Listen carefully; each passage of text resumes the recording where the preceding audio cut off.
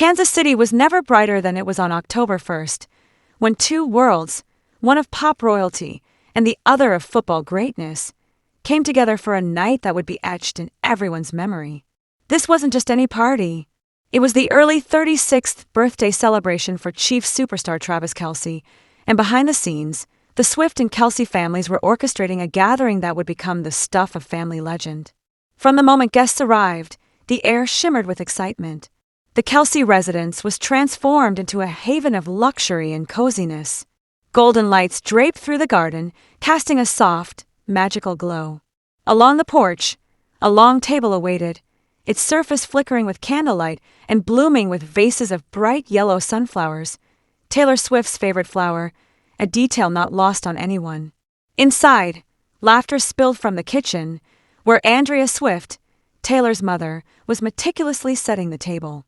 Each place setting was precisely arranged, napkins folded just so, and crystal glasses sparkling. Meanwhile, Scott Swift, Taylor's father, was deep in discussion with Ed Kelce, Travis's father, over which wine would pair best with the evening's array of appetizers. It was a scene that felt both grand and remarkably intimate, a blend of two families who had found genuine delight in each other's company. Donna Kelce, matriarch of the Kelce family, couldn't contain her joy as she watched the families work together. She moved between rooms, her face alight with happiness, stopping to adjust a serving tray here, to hug one of her granddaughters there. The sight of her two sons, Travis and Jason, joking in the kitchen while sneaking bites of cheese, made her heart swell. Taylor Swift, however, was the evening's undisputed hostess. She floated from guest to guest, graceful in an elegant black dress paired with a long, flowing coat. Every detail bore her signature touch, from the handwritten place cards to the carefully curated playlist that wove together her own hits with songs Travis loved. But the real surprise was yet to come. As dusk settled, the soft strum of guitar strings drifted through the garden. Taylor had arranged for a small acoustic band to serenade the guests with songs that charted her and Travis's love story. The music was quiet, intimate, and deeply personal. When the band played a gentle rendition of Lover, Travis's eyes never left Taylor. In that moment, it was as if the celebration faded away, leaving just the two of them on the world stage. Among the guests, Jason Kelce and his wife Kylie kept a watchful but relaxed eye on their three daughters, who darted between the adults and the edges of the garden, their laughter ringing out like bells. Austin Swift, Taylor's younger brother, gamely joined in their games, chasing them through the grass and sparking a spontaneous game of tag that drew in half the party. The mingling of families was effortless. Donna Kelce and Andrea Swift found themselves in deep conversation, sharing stories of raising ambitious, talented children in the public eye. They talked about motherhood, about the joy and chaos of watching their kids find their own way, and about the strange, wonderful twists that life can take. It's wonderful to see them grow up, find happiness, and build a big family together, remarked a close family friend, smiling as she watched the two matriarchs share a toast. As the night reached its peak, a hush fell over the party. Out from the kitchen came a birthday cake so spectacular it drew gasps from the crowd. Two bold colors dominated, red for the Kansas City Chiefs and yellow for love and happiness. Atop the cake, the number 36 burned brightly, its candlelight reflected in Travis's eyes. Taylor stood at his side, her hand laced with his.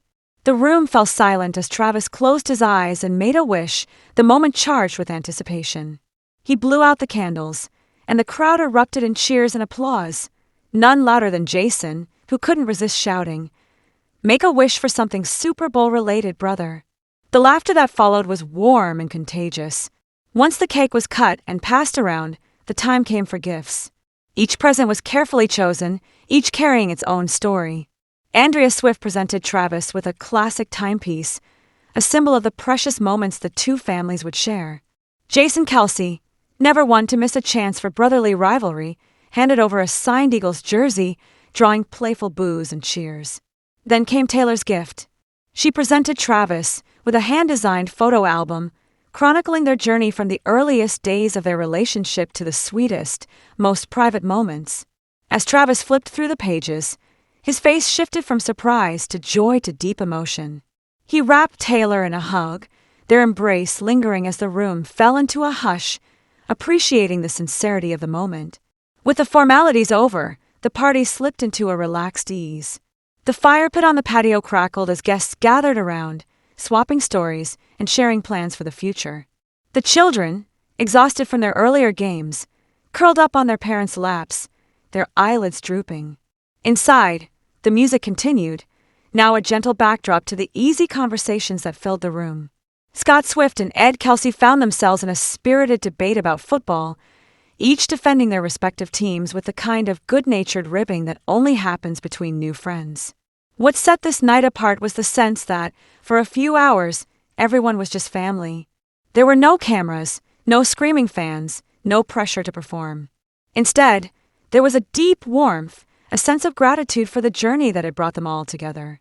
For Taylor and Travis, the night was a celebration not just of a birthday, but of the love that had grown between them, a love that had gently pulled two families into its orbit.